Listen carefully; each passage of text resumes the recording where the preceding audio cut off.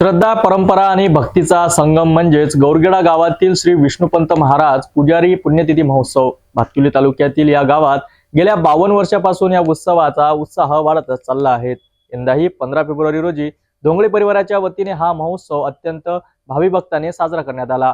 टाळ मृदुंगाच्या गजरात निघालेल्या पालखी दिंडीने संपूर्ण गावात भक्तिमय वातावरणाने भारावून गेले। पाहूया हा विशेष भक्तिमय सोहळा आमच्या खास रिपोर्टमध्ये।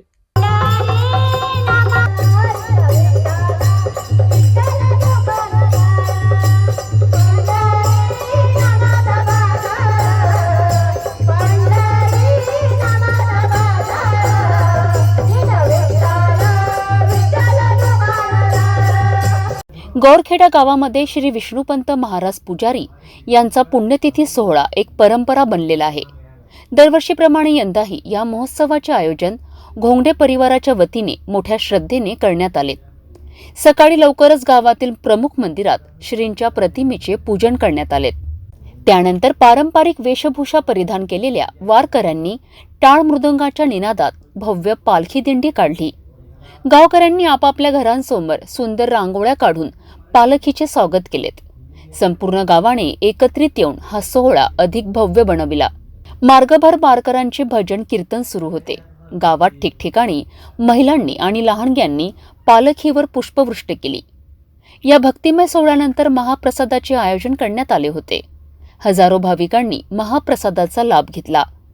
संपूर्ण कार्यक्रमात गावकऱ्यांचा उत्स्फूर्त सहभाग दिसून आला।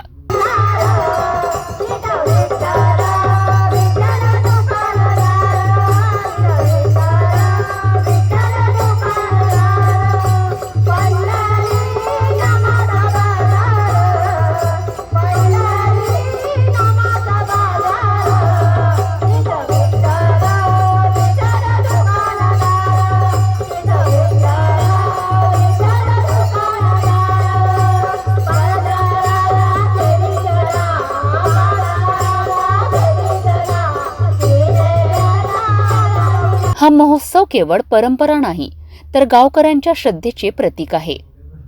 गावातील या उत्सवाने एकात्मता आणि भक्तीचा संदेश दिला। पुढील वर्षी हा सोहळा अधिक भव्य करण्याचा निर्धार गावकऱ्यांनी केला आहे। आमच्या गौरखेडा गावा येथील दरवर्षीप्रमाणे यंदाही श्री विष्णुपंत महाराज पुजारी यांची पुण्यतिथी साजरी होत आहे। तरी हे पुण्यतिथी 52 वर्षापासून चांगल्या प्रकारे दरवर्षीप्रमाणे साजरा करत आहे। याही वर्षीसुद्धा चांगल्या प्रकारे कार्यक्रम होत आहे।